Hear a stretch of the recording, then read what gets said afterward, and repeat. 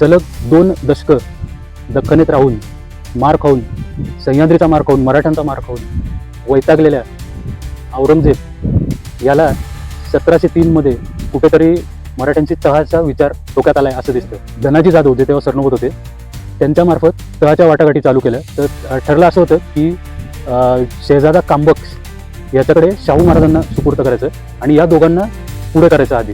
म्हणजे शाहू महाराजांच्या माध्यमातून मराठा सरदारात दुही पाडण्याचा इतर डाव होता.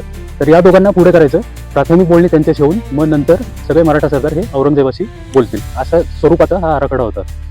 तर ठरल्याप्रमाणे साधारण 70 मराठा सरदारांना ही पत्र जाणार होती आणि ते या तळाच्या वाटाघाटीसाठी येणार होते. आता औरंगजेबाला भीती अशी वाटली की 70 मराठा सरदार जर एकत्र आले, म्हणजे त्यांच्याबरोबरचं 40-50 हजार सैन्य जर घेऊन आले आणि अशा स्थितीत ते कांबक्स आणि शाहू महाराज यांना भेटले, तर ते त्या दोघांना पळवून नेऊन कुठेही सह्याद्रीत लपून ठेवतील आणि पूर्ण डाव उलटा पडेल. त्यामुळे त्यांनी ही फायनल स्टेजला आलेली ही तळाची जी हालचाल होती ही त्यांनी पूर्णपणे कॅन्सल केली. हा प्लॅन पूर्ण कॅन्सल केला. युद्ध तसंच पुढे चालू राहिले आणि अखेर 3-4 वर्षांनी या युद्धात औरंगजेबाचा बळी गेला.